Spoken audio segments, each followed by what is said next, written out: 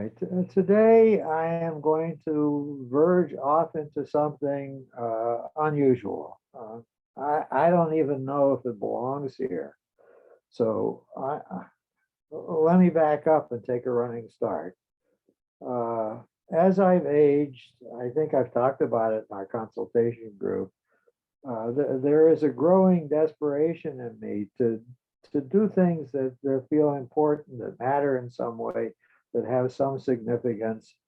And I'm now often, one of the ways it manifests itself, I'm now often having some trouble sleeping at night because some writing project or another is inside of me. And I feel like this is important, this is interesting. I really need to get it written. I don't know how much longer I'll live. I need to find some time to get to this.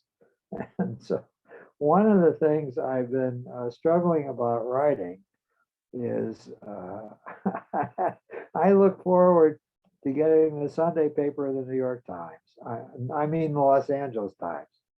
I am still very old fashioned. I like a physical newspaper. I like thumbing through it. I like the way it smells. I'm sad it keeps getting smaller and smaller, and there are fewer and fewer pages of advertising that come with it to support its publication. And the subscription rate keeps going up to compensate for the fact that advertisers are not advertising in newspapers anymore. Nevertheless, I like getting a newspaper. And my joy in the morning, as I said before, I sit down to have breakfast, I have a cup of coffee, and I read the newspaper. And so one of the things I've always looked forward to in the LA Times is they have a weekend section. It's now published on Sundays instead of Saturdays. It's really very reader friendly. It's about things to do on weekends, places to visit. You may not know about people's gardens. They have a cooking section in there, and then they have a restaurant section. But there's one feature in the newspaper that sets my teeth on edge frequently. The title of it is LA Affairs. What is LA Affairs? It is a kind of op-ed place where people who are looking for love or having affairs or trying to get married to somebody write about their experiences and trying to couple. And they can be young people, they can be old people, they can be have met somebody accidentally on the street corner or through a dating service, whatever it is. If they have an interesting story to tell about their search for companionship, they have up to 850 words to write it in, and if it gets picked, they send a $300 check to whoever submits one of the winning contenders that winds up in print. And I have read that thing I look forward to reading it every week. And sometimes I read it with derision, sometimes I read it with laughter, sometimes I read it with contempt. The number of stupid things people claim that they want to do when they're courting are really enormous. And I'm amazed that anybody winds up with anybody based on the kinds of stories I hear about what people are afraid of, how they're conducting themselves, what they take offense at, what they failed to say when they were out with somebody that they should have been talking about. So for many years now, I thought I want to write something for LA Affairs. Uh, Almost as if it could be a model of what's required if you truly want to find some companionship for yourself. And finally, the storyline started to emerge in me a week and a half ago, and I finally got around to writing it. Now, I have a problem. It's almost 3,000 words long. It's not 850 words. So I don't think it's ever going to get published in LA Affairs in the Times. I have a question from my consultants here. What should I do with this? At the moment, I'm thinking maybe it should be meant to be a section in my book about marriage. Maybe it would go there. Maybe I should try and think of some other way to get out something. I don't know what to do with it. I think in some ways it's quite lovely. I'm really proud of it, and I'll read it in a few moments. But It feels like an orphan. I don't know where to put it or what to do. So here it is. LA affairs. Learning from my elders, my mother's frustrating search for love. I am a psychologist. On occasions, I find myself being called upon to help some client who is trapped in a distressing or destructive relationship with a relative, a friend, a supervisor, or a coworker. I often respond to the dilemma by remarking that important learning can sometimes be done through observing the actions of a negative role model.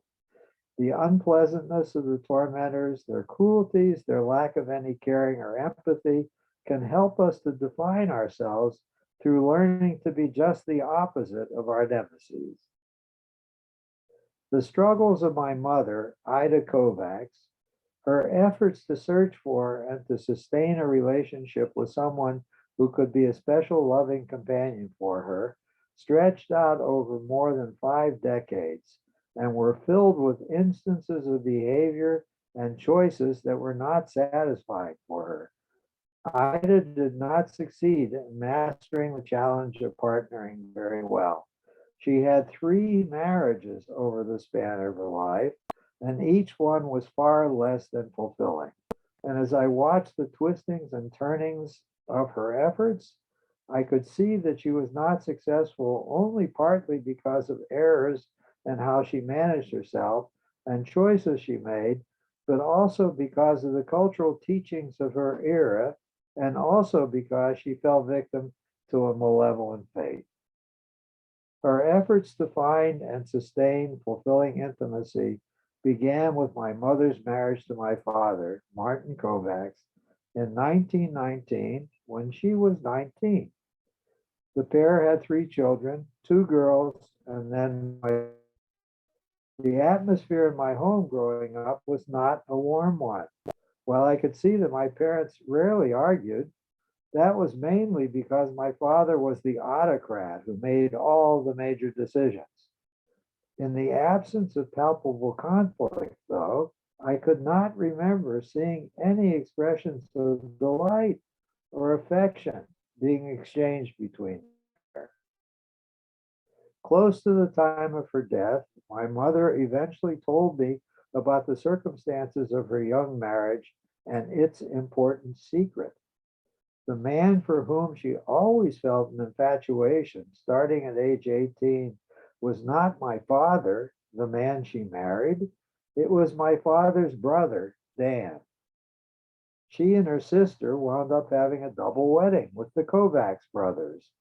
And while she always appreciated my father for being practical and a good provider, she never really, quote, loved him, unquote. She had only agreed to the double wedding because she knew it was, quote, sensible, unquote, and would provide her a secure life, and also because it was going to ensure that she would see her sister's husband frequently and could continue to interact with him and to ache for him in silence. For so many years, she lived in deprivation and frustrated longing for a man who was not her husband. That error in judgment on Ida's part, however, an error in what to look for in a partner, was torn apart, however, by the sudden death of my father in 1943, carried away in his sleep by a massive coronary artery blockage at age 48. He had gone to bed that night. Ida had gone to bed that night with a man by her side at the peak of his capabilities, and she awakened to having a corpse lying next to her. I was 12. When I was 14, Ida Kovacs had swum through the river for mourning long enough and was ready to try to rebuild life anew. She moved me to Los Angeles for all of us to make a fresh start, and she remained in this city for the rest of her life. She persuaded her youngest sister, Ethel, to leave Pittsburgh to try her luck here as well.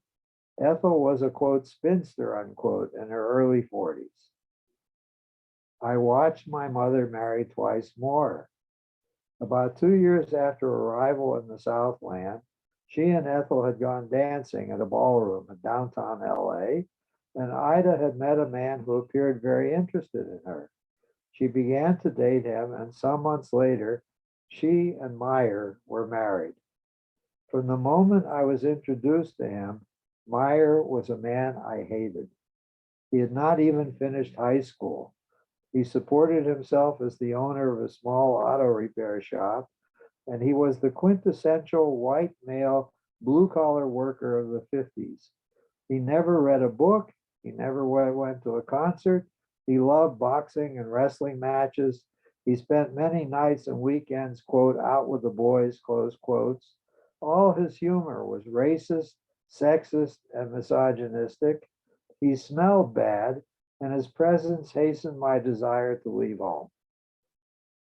That marriage lasted about 6 years. In much later life again, my mother told me that she believed that marriages were sacred and must be lifelong, even if hurtful. That is why she stayed with Meyer so long. But she finally left him because he, quote, was a pervert, close quotes. He kept pressuring her forcefully and angrily to engage in, quote, filthy and unnatural sexual acts, close quote. Ida Kovacs then decided to remain alone. She would go to the bridge club, she would attend entertainment events and work out some travel with her sister or one another of her women friends. But after 5 years, she became restless for male attention again. And now she did something that was wonderfully creative. My father had left my mother the proceeds of a reasonably comfortable life insurance policy and a portfolio of just a few $1,000s worth of stock certificates. There was no internet or TV reporting of stock quotations back then. In order to track her holdings, Ida would join all the affluent investors at the Merrill Lynch broker's office in Beverly Hills.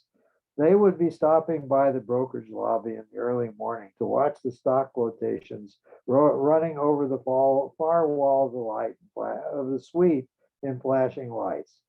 She would strike up a conversation with one or another of the men, and if he was responsive and pleasant, would ask him if he would like to go out to breakfast with her. After some months of this, she married Ed. Ed was 15 years her senior. He was a retired engineer who had made a fortune with a patent he had filed years previously. He lived in a beautiful home in the hills of Beverly Hills, had raised 3 girls there, and had become widowed. That marriage lasted 5 years. Ida gave up her one-bedroom apartment and moved into Ed's large home. She found him rather reclusive and uncommunicative. He was also fairly sedentary, did not like to travel, and was not a fan of going out to dinners or to entertainment events. He did not allow her to invite friends in for an occasional evening of socializing. His main passions were his stamp collection and his trips to his chess club, coupled with solving chess problems and reading books about chess. My mother probably would have accommodated to all this for the rest of her life, but it was not to be. Ed developed virulent brain cancer, became incapacitated and bedridden, and died little by little over a 2-year period. My mother's main activities came to be centered on presiding over his care. In Ed's will, he left everything to his children and nothing to my mother, and she had to move out of the house in Beverly Hills and get a small apartment again. Ida Kovacs was in her late 50s when she buried Ed. Once more, she announced that she would never again consider inviting a man into her life. Too much pain, too much aggravation, too much disappointment, too much heartache and distress. She kept her word. She stopped looking, but she did not stop living. In the fall of her 61st year, she paid a visit to my oldest sister, who lived with her husband in North Miami. One evening after dinner, she told my relatives that she wanted to take a walk in the lovely, soft, tropical air. She did so. As she was walking, in the distance, she saw a man coming towards her on the sidewalk. Something about him was compelling her attention. As he came within a few feet of her, my mother and he stopped walking at the same moment. They both looked. They both saw something familiar. The man said, "My God, you're Ida." Ida looked again. "I don't believe it. Istvan. Istvan Dobo. It was 1945 when we last talked. I had called you to say goodbye and to let you know I was moving away from Pittsburgh. And here you are. Is this really happening?" When my mother was back in Los Angeles and debriefing me about this mystical meeting, I remembered a great deal. Istvan Dobo had been the family physician, the family doctor that had taken care of all of us in my family over the years of residency in Pennsylvania. He had presided over my birth. When I almost died of bacterial pneumonia at age 8 months, somehow he got me back from the brink of death. He did so twice more while I was in elementary school. Once when I succumbed to whooping cough, and a second time to diphtheria. Dr. Dobo was also the one who showed up the day of my father's death and signed the death certificate. I also proceeded to learn even more about my mother's secret life. She had not only had a crush for years on her brother-in-law, she had always felt a huge attraction for Dr. Dobo. And by the way, I had always loved him and looked up to him as well. He was a lovely man. There on a Florida sidewalk at dusk, they reactivated their connection. They filled each other with stories about the twistings and turnings of their lives over the last 2 decades. Istvan was now a widower. He had closed his practice and retired to Philadelphia to be closer to his married daughter who lived there. And he too had a second child living in North Miami. My mother told him about her 2 failed marriages following my father's death and about the life she had created in Los Angeles. They couldn't stop talking. The most touching love sprung up between the two. They talked on the phone for at least an hour every day. My mother made a trip to Philadelphia to see what Istvan's life was all about in that city and to meet his local family. Talk of the possibility of marrying each other came to the forefront. I had never seen my mother as she was now becoming. Alive, vibrant, full of optimistic energy, very much like a late adolescent girl who knew that she had found the love of her life and was being loved richly in return. After some weeks and weeks of transcontinental romance, the two became practical. Yes, they were going to marry. But where were they going to live? It was decided that Istvan would come to Los Angeles and spend a month here staying with my mother. He would get a feel for life here. They would look at housing possibilities. Maybe they would settle here, maybe in Philadelphia, or maybe even in North Miami. And on he came. My mother hoped he would love life here. I helped her plan places to see and events to sample. During the month, they not only looked at houses for sale, they went to listen to Tchaikovsky and fireworks at the Hollywood Bowl.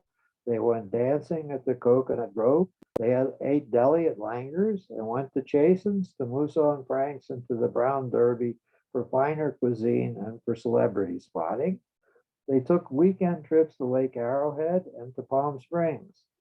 And they spent one late afternoon talking about love and their future on the terrace that surrounds the Griffith Park Observatory as they watched the sunset over Santa Monica Bay and saw Catalina glistening in the distance. Istvan loved it here, and final plans for the future were made.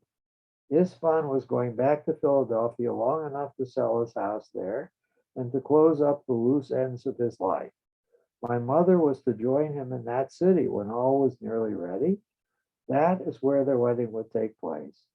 And for a honeymoon, they would proceed to board one or another of the Cunard liners at the dock in New York, fairly close by. The newlyweds would sail to the Adriatic, visit the coast of Italy, and then take a leisurely train ride to both Hungary and to Romania, the countries of origin for each of them, searching for any distant relatives who might have escaped the Holocaust. My mother's joy and radiant happiness continued even more intensely. One day, though, while coming home for shopping for items she would need for her trip, a phone call came from Istvan's daughter in Philadelphia. The poor man had had a massive stroke and was in a vegetative state. He was not expected to live beyond the next day or so. He did die in 3 days. I have no words to describe my mother's devastation and disorientation. 6 weeks later, Ida Kovacs collapsed with internal bleeding. An exploratory incision revealed that she had cancer of the pancreas and that it had metastasized to many, many other organ systems in her body. It took her 6 months of agony, hideous experiences, devastating torment, wasting away, and frequent weeping before she slipped into a peaceful death. What a cruel and cheap joke was her life.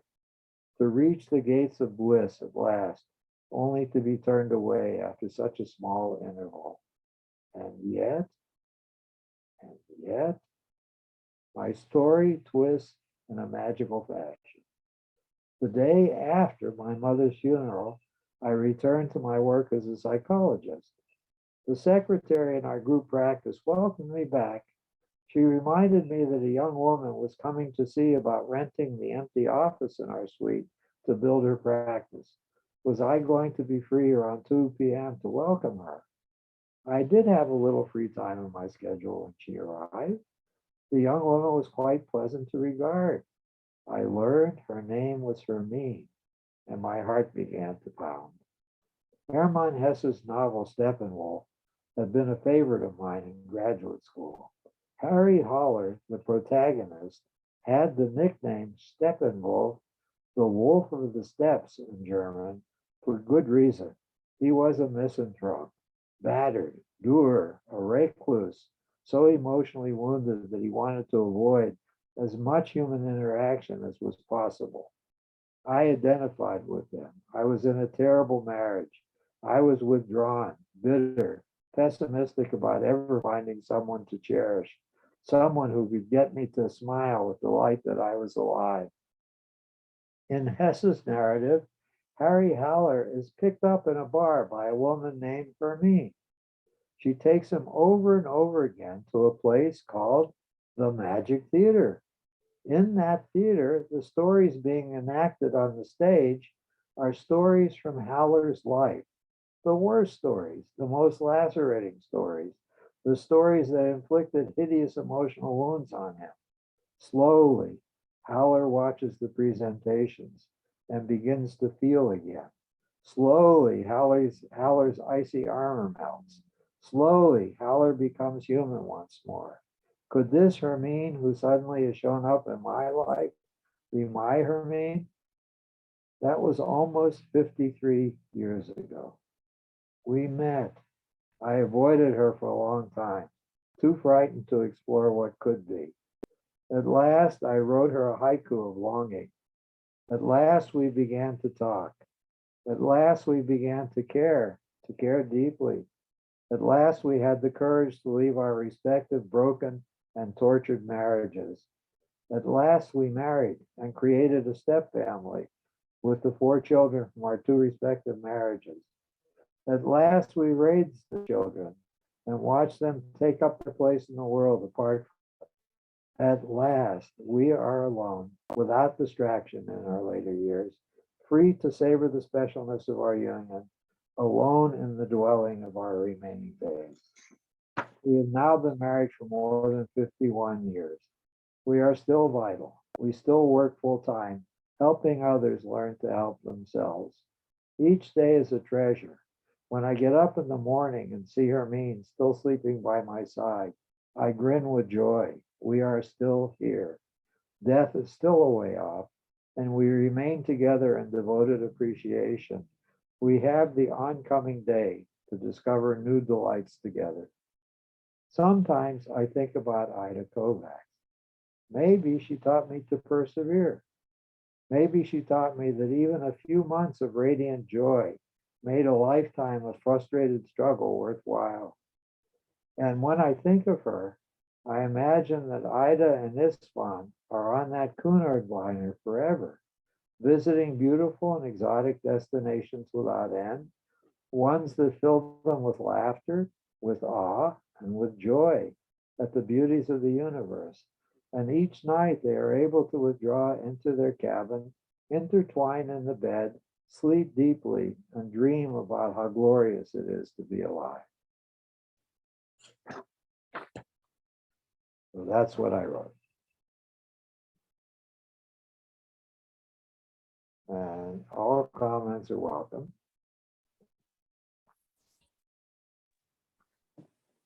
As you Boy, were, beautiful. as you were reading, Arthur, I was thinking that you were a reporter, that you were reporting sets of history of kind of events. Yeah. Just when but in some ways I know the type of writer that you are, and I was thinking kind of like, well, could you make this into a short story? Oh, And in some ways where Ida Kovacs taught you something that was precious about love, and that you were able to learn from that to provide to experience, you know, kind of like the relationship, the love, the marriage with Hermine. mhm. And in some ways it was almost like, you know, to make the story magical rather than just reporting. Because if I was reading it in the LA Times, I would want something that would be, you know, kind of like that would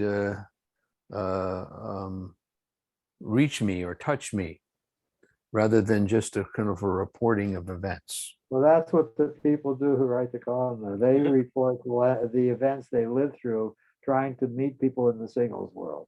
And it is quite repertorial. Yeah. Although I feel there's definitely those touching moments. I got a little excited realizing that on the day of your mother's funeral, in essence, or right coming back, that's when you meet Hermine. Yes. Yeah, it's beautiful. What it does to me a little bit is like, oftentimes life seems hopeless, right? You Yeah. just don't know what's around the corner, you know, and then that does demonstrate that sometimes just staying alive and waiting, you got a chance for something better. Might not last long. Yeah, that's what happened to my mother. It finally showed up and then it was taken away too quickly. Yeah. And though your mother had some, you know, certainly some tragedies, there were some precious moments in her life in terms of kind of like, you know, kind of thing, the meeting, you know, with her doctor friend. Yeah.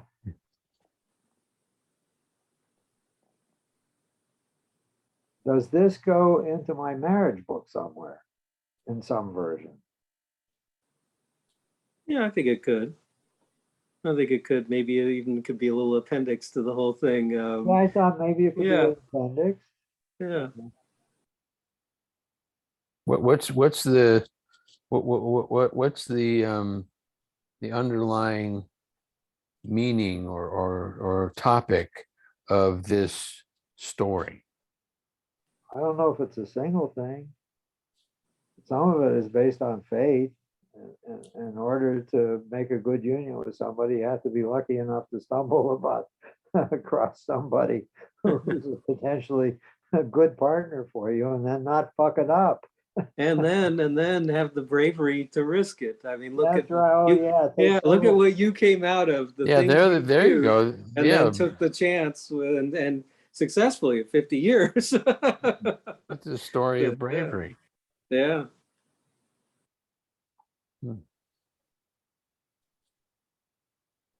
I thought this could be some kind of preface. I am a person who has lived these experiences, and that's partly what motivated me to want to write a book about marriage. And then I could go into the rest, or I also thought it could be an appendix.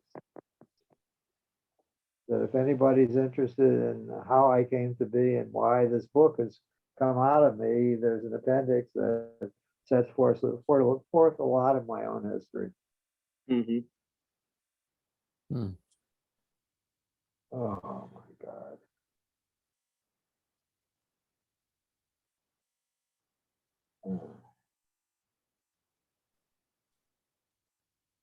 Does anything need to be added or subtracted? Well, if I understand you, Scott, you're suggesting I change my voice somehow in the first part. Yeah, yeah. Could it be something where you're telling, Oh, I know it. Yeah. Wait, let me try something because it took before you even got very far into your sentence. It gave birth in me. I have a litany of events that took place in my mother's life. And you're right, I'm simply reporting them. I say nothing about my own personal experiencing of what happened to me as a Mhm. result of these events taking place. Because they yes. all rebounded into my life in various ways. Well, the only place I did that one, I talked about her relationship with Meyer, how my hatred of him helped me to decide to emancipate myself. I think that's the only time I show up as an experiencing character in the first 2/3 of it until I get to the day of my mother's funeral. Sure. Also, it's just like, how does your mother's life and her relationships, how did it affect you and then your fateful meeting with Hermine? Well, the first thing that's not in here that I think of when you say that, my mother's death liberated me. Hmm. I didn't put into this that my middle sister had gotten a divorce 3 years before my mother had died. And that had been devastating for my mother because it had been a noisy divorce. It was full of infidelity that was public. It was very erotic and sensual. And my sister would brag about what good orgasm she was now having with her lover. And that was not proper behavior as far as my mother was concerned. And she was yelling, nobody in this family gets a divorce. And Nobody then gets to have orgasms. Hmm. then my sister leaves, and she leaves her infant child with her husband that she's abandoning, and goes off to Hawaii with her lover. And my mother did not approve of her moral standing at all, and I could see how upset she was. She was wringing her hands and fretting and worrying and trying to spend extra time with her granddaughter because the mother was gone, and it was very oppressive, this whole and hateful, this whole thing. So here I was, the second child who was in a terrible marriage and at least beginning to daydream about getting a divorce. And was I going to do the same thing to my mother that my sister had done? So I put the brakes on and didn't come close to even thinking about marriage, divorce and remarriage. And then she got sick and died. So I was liberated. I didn't have to worry about what effect my divorce would have on my mother anymore. Hmm. We're all prisoners of culture. I put that in there. The marriage is to last for a lifetime. It doesn't matter whether you like the marriage or not. And if your mother was, as you've described her, unhappy, in some ways, what part did you play or not play in terms of trying to make her happy or happier in her life? When I was very small after my father died, I tried to cheer her up and to be a companion in some ways. The burden felt awful and oppressive, and I stopped after a while. And the more later on in life, as I went into my 20s and then into my early 30s, that she seemed needy, complaining, and troubled, I would want to avoid her more and more. That's the effect it had on me. I had enough unhappiness at home. I didn't need to go visit with my mother and hear her complaining about how awful her life was. Hmm.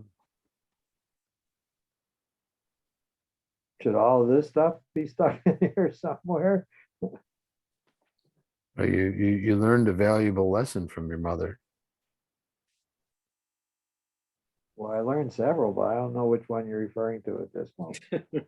Well, I mean, I would assume in some ways that you learned, to be able to kind of like cherish your life.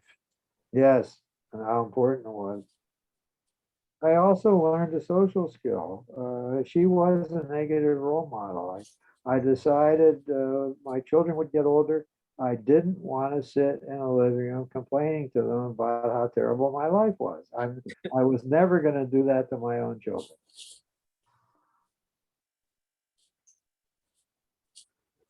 Mhm. We had a ritual actually.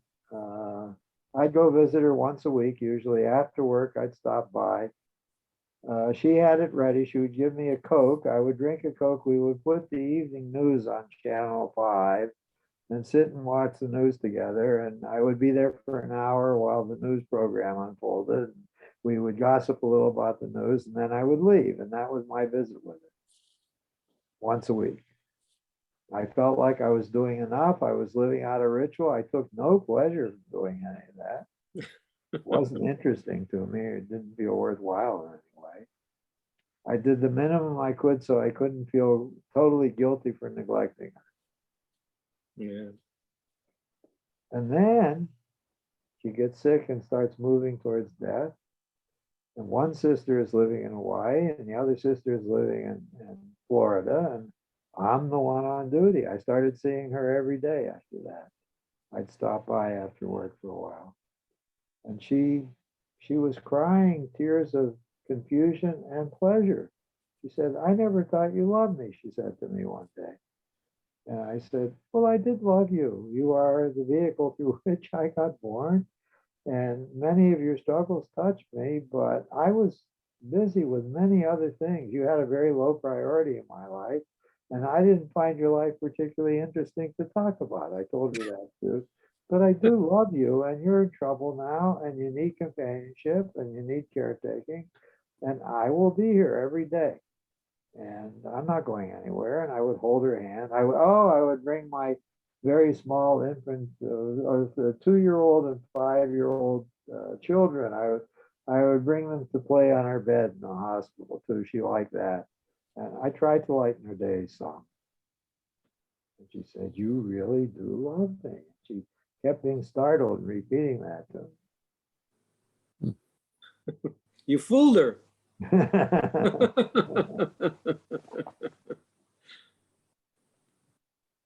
Hmm. Yeah, I could go off onto many branches from what I've already written here. I don't know if I should bother.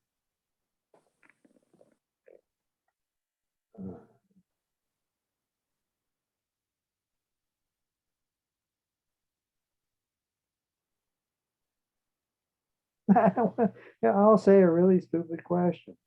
A statement. This is one of the stupidest things I've ever said. I really like who I've become. Not so stupid. No, it's pretty good, pretty important statement, actually. I suspect many people don't have that feeling. I know. I have many clients who don't feel that way at all. Mm-hmm. And I'm glad to have been born. It feels like a gift, even though I've been through a variety of different kinds of threats and agonies. Hmm. I'm never one of those people who say I should never have been born. I want to strangle those people. So your mother gave you a gift. Yeah.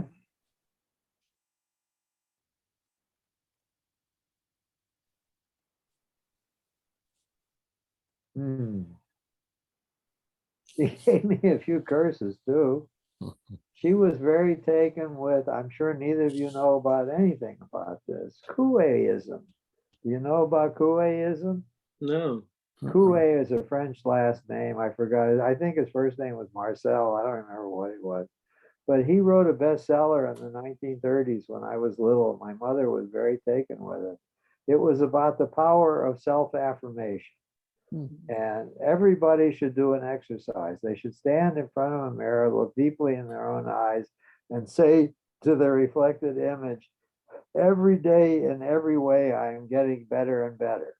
And that was the path to better living. And my mother practiced that scrupulously year after year after year. She would do that exercise as part of her welcome to the day. And I always thought that that was the most idiotic and stupid thing I ever saw. And the other thing that I think it helped her sustain herself, but I didn't want the lesson. The other thing she would repeat frequently was the only purpose of life is service to other people. And she was trying to instill that in her children. That's one of the reasons why she was so outraged with my sister's behavior. That was just the opposite, the service to other people. It was a surrender to eroticism and self-pleasuring and living out of romantic, erotic daydreams, and had nothing to do with any service to others. As a matter of fact, she was abandoning her child and her former husband to do that. Some service.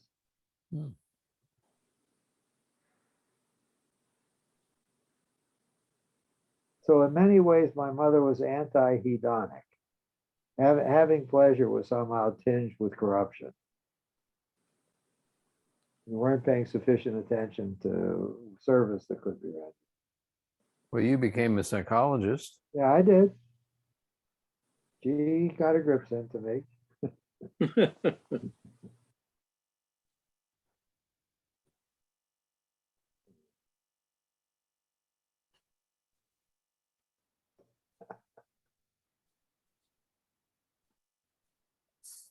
Actually, that's a secret. The only purpose of seeing my clients at all is so that they can entertain me.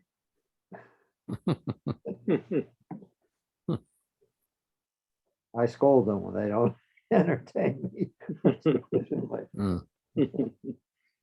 You'll know you've arrived when you just start shouting out, "I'm bored," like Fritz Perls or something. Yeah, he would even get up and storm out.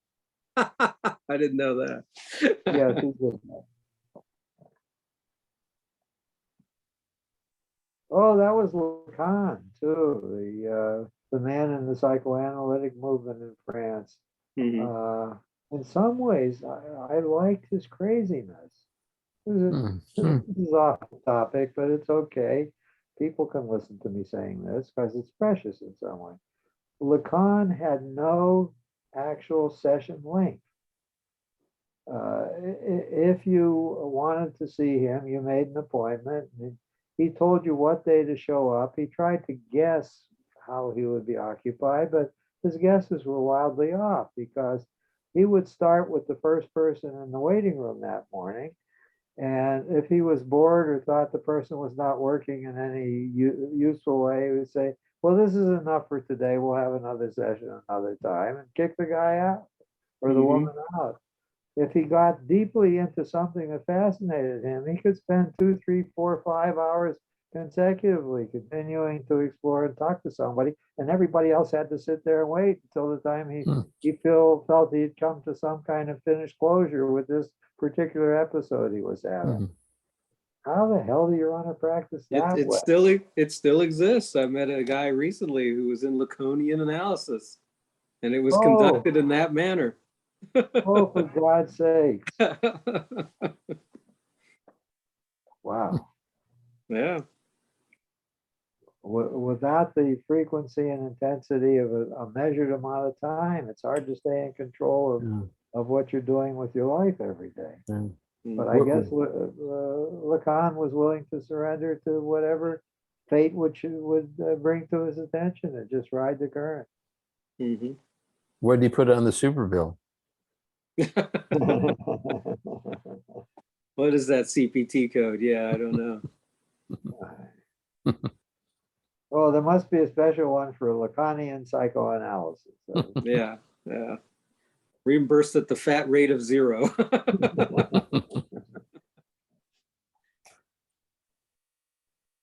I wonder if I should experiment with that with somebody. No, you can't do it with somebody because that just wrecks the structure of your schedule for that day if you are Mhm. seeing that somebody. You could have a walk-in day, you tell everybody that there's a day Oh, during the that's week a, where anybody can just kind of oh, show I up thought and, of doing that in a group therapy fashion. You can walk Mhm. in, Tuesday's my walk-in day. I have a big room. You'll have to join whoever else I'm talking to at that moment. Yeah.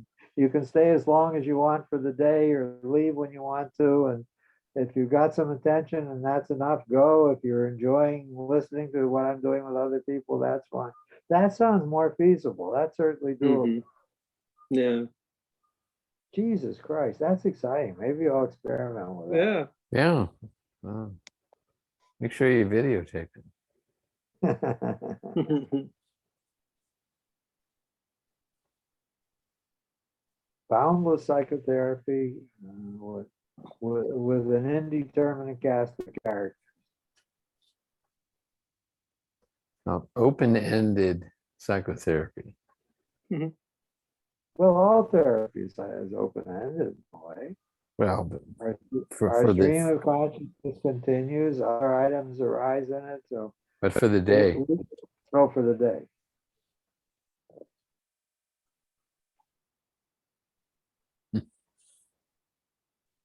God,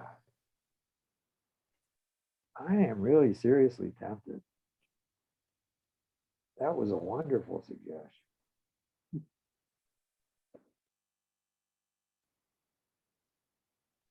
Hmm.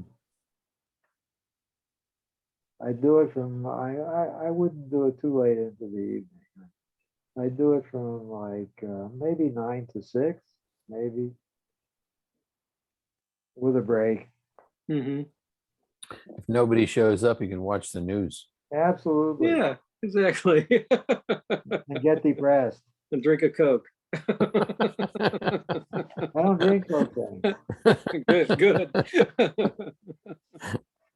Coke's not good for you. Nope. Besides, they stopped putting the cocaine in them, so why drink them? Yeah. You know that, just a quick aside, all the pharmaceutical cocaine manufactured is manufactured in a Coca-Cola plant in New Jersey. Oh, that's wonderful. They Yeah, still have the equipment in place, huh? they're the ones they've always made it, and that's where the pharmaceutical grade cocaine used for lidocaine and what have you. Hmm. Yeah. I'm sure it's an important source of product revenue. God almighty.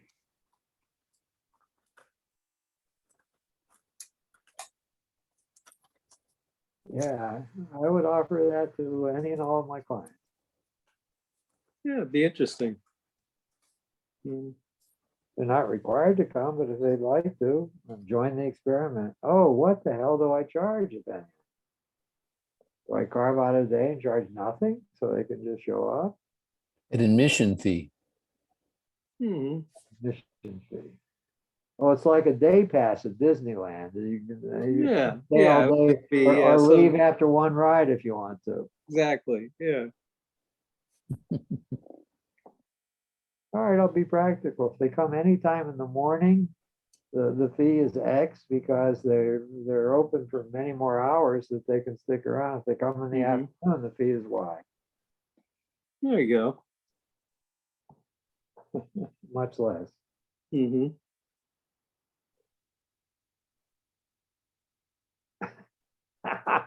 And if they bring 3 friends, there's no charge. Yeah. That's another thing. Can they bring others that I'm not actually working with? Mm. Yeah, that gets a little more complicated, you know. Hmm. You bring snacks. Oh, Yeah. there are many practical details that need to be worked out. Yeah. Can they just come and do that, not have any individual sessions with me? I think they could if that's what you guys wanted. Yeah, that'd be a thing. Or there could be another time where in some ways it's all potentially new clients.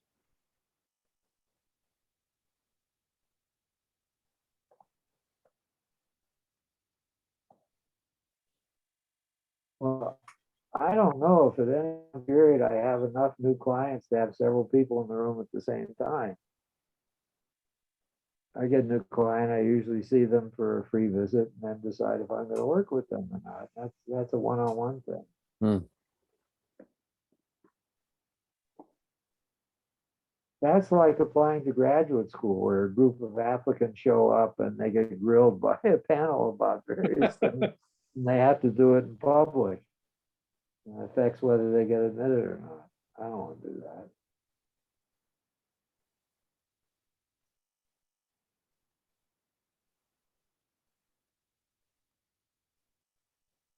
I'm tempted to be a good Samaritan, but I'm always a schmuck that way. That is that there would be no fee at all for group day.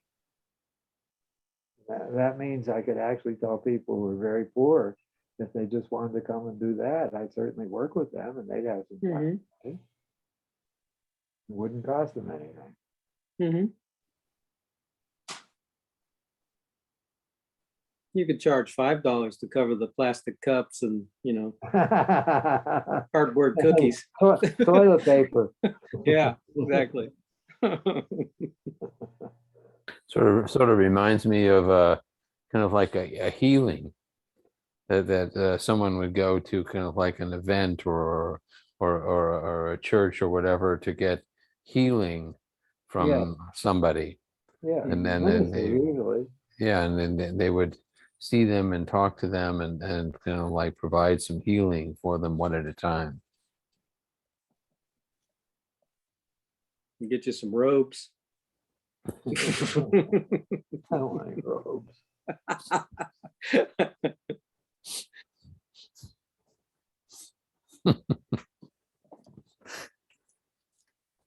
I want one of those Groucho Marx eyeglasses with the nose Yeah. and mustache. That's Oh, what perfect. Yeah. Strategically placed whoopee cushions and the parts of the couch, Well, whatever it takes. Yeah.